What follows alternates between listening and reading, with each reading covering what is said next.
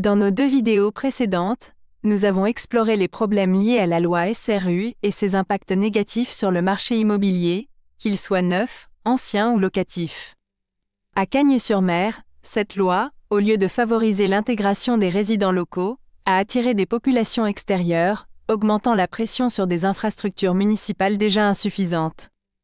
L'idée de combler le déficit de logements sociaux par la promotion privée dans ce cadre a été illusoire, comme en témoigne le faible taux d'intégration des habitants locaux. Dans notre ville, la demande de logements sociaux dépasse 1000 requêtes, mais la municipalité ne peut en attribuer que 6 sur 100 logements. Répondre à cette demande nécessiterait plus de 16 000 logements, ce qui est irréaliste. La municipalité a également collaboré avec des bailleurs sociaux, comme la société Erilia, pour construire des logements. Cependant, cette approche, malgré la mise à disposition de terrains et de garanties financières, est restée insuffisante et coûteuse. De plus, 80% des logements sociaux ont été attribués à des populations extérieures conformément aux directives de la loi.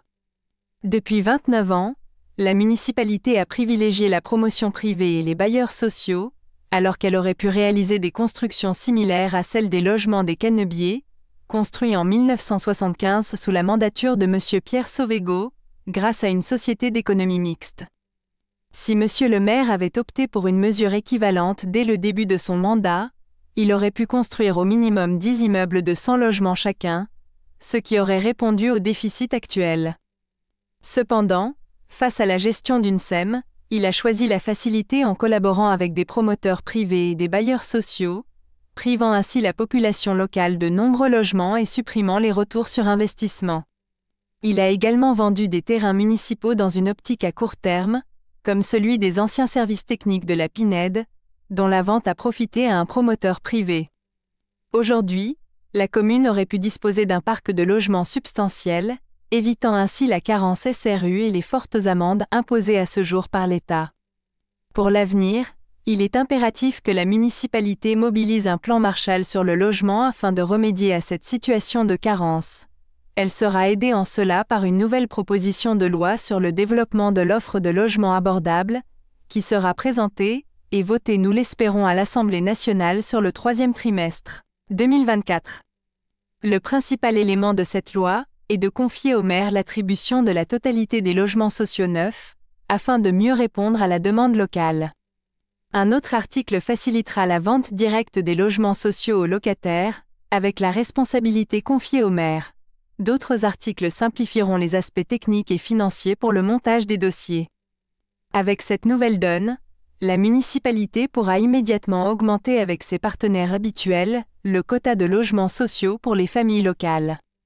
Elle pourra également développer des logements intermédiaires avec des partenaires privés, en appliquant le bail réel solidaire et en construisant pour les actifs, les seniors et les étudiants. En outre, elle pourra examiner les 600 lots inscrits au cadastre appartenant à la commune pour identifier les terrains constructibles pouvant être utilisés dans un programme immobilier, conçu pour une société d'économie mixte locale, en collaboration avec un bailleur social. Ce partenariat public-privé, avec une participation municipale de 50% et l'utilisation de ce terrain communal, équilibrera le projet de construction, simplifiera la recherche de financement et, à long terme, favorisera les réinvestissements conformes aux objectifs municipaux. Un système de quotas pourrait être mis en place pour une allocation équitable des logements.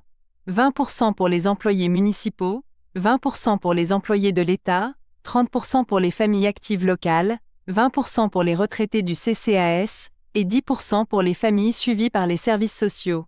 Les loyers seraient ajustés en fonction des revenus des familles, garantissant ainsi l'équité et la diversité sociale. La gestion pourrait être confiée à un CCAS réorganisé ou au bailleur social. Pour favoriser la responsabilisation et la mixité sociale, la municipalité proposera aux locataires d'acheter leur logement à prix réduit après 20 ans d'occupation. Avec ce plan Marshall, la municipalité pourra présenter sa politique, permettant au préfet de reconsidérer la carence de notre ville, sans quoi aucune attribution totale ne sera possible. Le Cercle Cannois a pour vocation de proposer des projets et des perspectives pour améliorer la vie des citoyens. Pour plus de détails, nous vous invitons à visiter notre site web, lecerclecannois.fr.